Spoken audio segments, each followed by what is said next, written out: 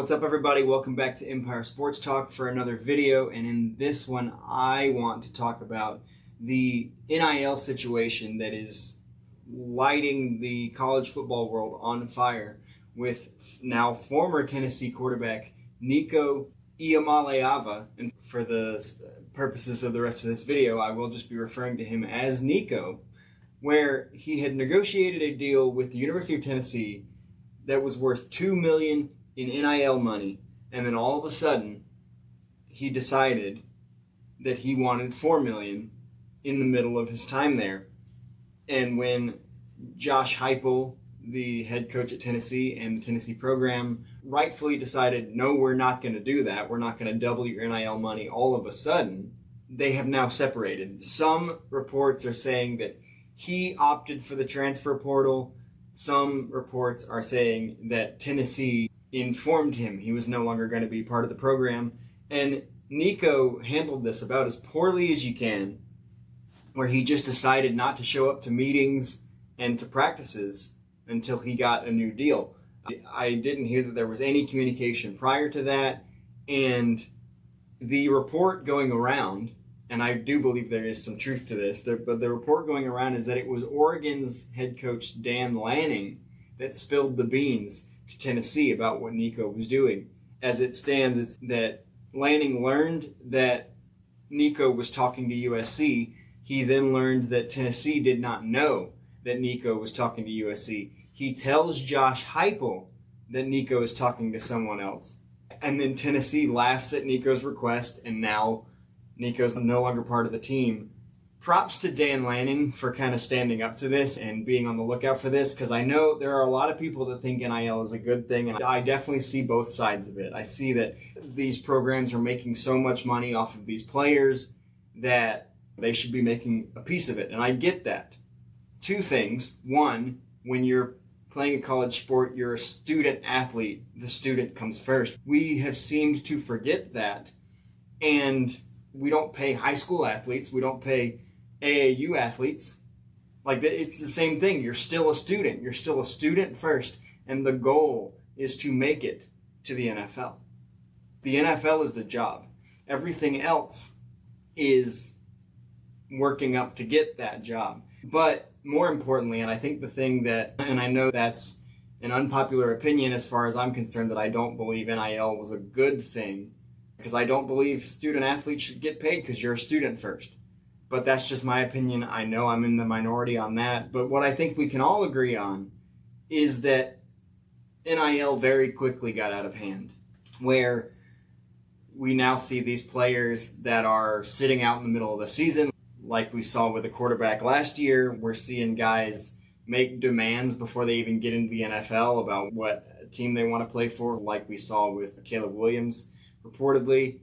And now we're seeing this, and this is probably the most egregious thing that we've seen. And obviously Tennessee is a good team, but if you're Nico, like, I don't understand the logic behind Nico all of a sudden be like, okay, double my money, because it's not like they won a national championship. No, not even really close. And so it's not like you have a leg to stand on when it comes to, look at what I did for you. Like, yes, he's a good quarterback, but when I think about it, he's asking for $4 million. And to put that into perspective, Caleb Williams, who was a Heisman Trophy winner, one of the best players in college football, the no doubt first overall pick of the draft a year ago, Caleb Williams, one of the best college prospects we've seen in a long time, over 2 years at USC, made around $10 million. So let's just cut that in half, say $5 million. So Nico was all of a sudden looking for something in the neighborhood of what Caleb Williams was making in NIL. Nico's not half the player Caleb Williams is. And I'm not the biggest Caleb Williams fan. I've had a lot of criticism of him on this channel. But, like, when you're talking about what Caleb Williams did, the stats he put up, the Heisman that he won, going first overall in the NFL, and then a guy like Nico who's good, but can't beat the big dogs in the SEC, he's not worth the same amount of money as Caleb Williams. That's ridiculous. So props to Dan Lanning for kind of blowing the whistle on this and letting Tennessee know, hey, your quarterback's sniffing around for a team that can give him more money. And I was just thinking about this. Wouldn't it be diabolical? Because Nico also put a no contact on his transfer portal. He officially entered the transfer portal. He put a no contact on his entrance into the transfer portal, which basically means that he already knows where he's going to sign, so he's telling other teams, don't bother.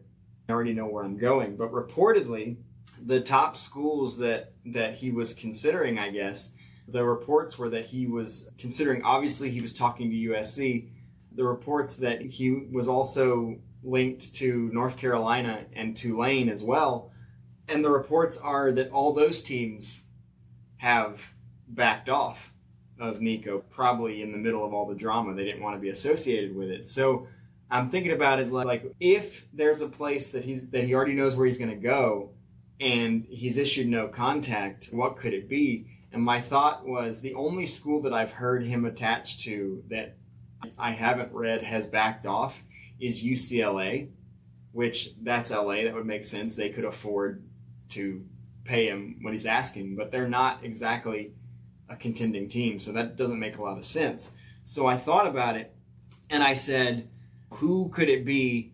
And so I looked up the schools with the most NIL to play with, and just to name a few of the top guys, number one is Texas, followed by Ohio State, LSU, Georgia, Texas A&M, Michigan, and then Alabama. Those are the top 7 teams with the most NIL. I don't think, based on what I'm hearing and all the drama that's happening, I would be surprised to see him go to another SEC school, even though they have the most money to play with.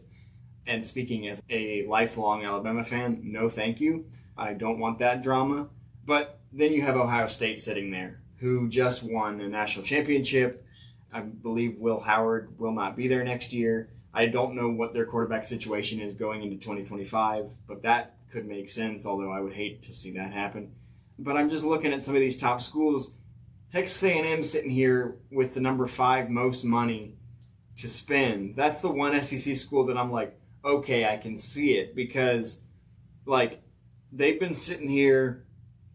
They've been a good team in the SEC, not a great team, kind of middle of the road. And even though Nico is not to the caliber of Caleb Williams, I do think if Texas A&M could talk him into going to College Station, that he could make them a difference. Word is that he's from the West Coast, so he's favoring them. So I do believe that like it's got to be UCLA in my opinion. That just makes the most sense to me, but we don't know yet. But apparently his mind's already made up, which is interesting. But I had this thought. I was like, well, it's definitely not going to be Oregon. But then I had the thought. I was like, wouldn't it be diabolical? I don't think this is what he's doing, but it would be absolutely diabolical if Dan Lanning set all this in motion to free up Nico and then snag him for himself. That would be absolutely nuts. And I do not think that's what's happening, but it was definitely fun to think about. If you're like, I'm going to tell his coach that he's sniffing around so that his coach cuts him loose so that he's a free agent so that I can go get him. Because Dan Lanning has, in his time at Oregon, in the past couple of years, Oregon has had some high-profile transfer quarterbacks.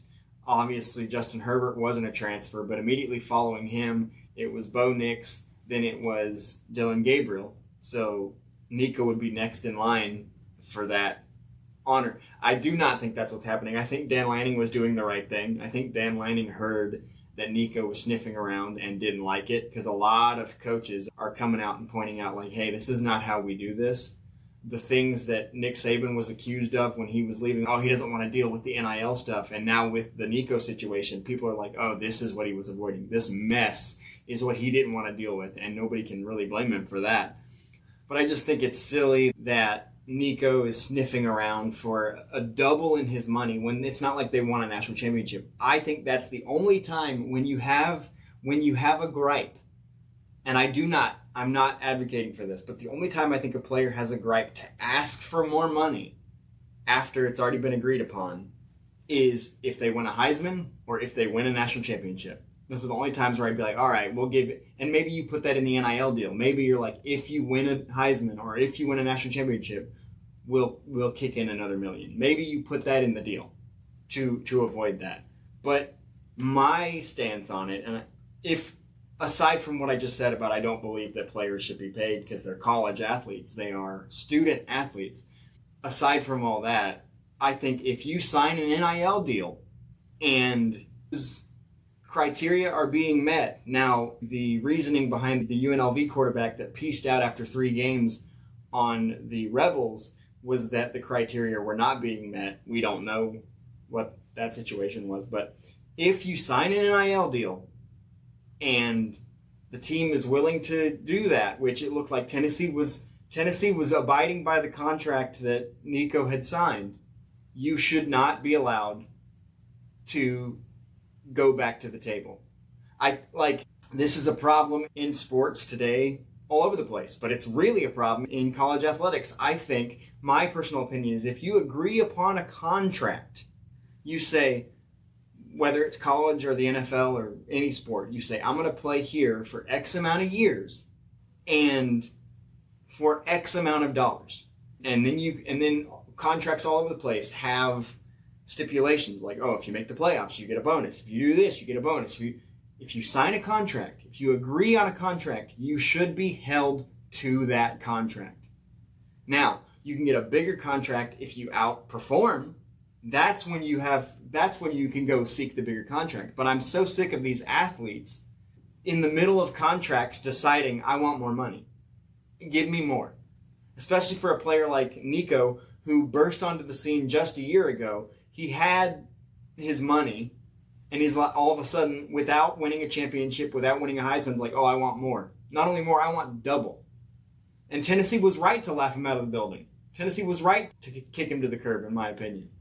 So I think this situation is opening up eyes all around the college football landscape, where it's like the NCAA has no power. What is Nico doing? There are some schools that are backing away from Nico because they just don't want to deal with it. And so I think this is my plea, that we need to have stricter regulations on NIL. It's getting out of control with a player just deciding mid-college career, oh, I want more money, and if you don't give it to me, we're going to have a problem and I'm not going to show up. This is not an NFL holdout. You are not a professional athlete at the highest level. I guess if you're getting paid, you're a professional athlete. But the highest level is the NFL. And by doing this in college, you're proving why college athletes should still be amateurs. You're not mature enough to handle it. And granted, that doesn't mean that pro athletes are mature enough to handle it either. We see all kinds of issues in contract negotiations in the NFL. We see what's happening with Ja Morant in the NBA, where he's just not mature enough to handle being in the NBA. But I just think this is a huge problem for college football. Props to Dan Lanning for realizing what was going on and blowing the whistle. And I hope this leads to some stricter regulations on NIL, such as, like I said, you can put like stipulations in the deal. If you win a national championship, we'll kick in an extra $1 million. If you win a Heisman, we'll kick in X amount of whatever. But you are locked into this amount of money flat unless you do those things. We've got to do something. Unfortunately, in my opinion, we're never going to go back to college athletes playing for free. That ship has sailed, and now that it's off the dock, it can never come back. But while we're here, we've got to do something to regulate this, or it's just going to become worse. There are going to be players that take Nico's side and think, you know what, my school might do it. There are other schools that might do it, because there is a school that's going to do it for Nico. The fact that he instituted a no contact tells me there's probably a school that's going to do it. And that sets a really bad precedent in this sport.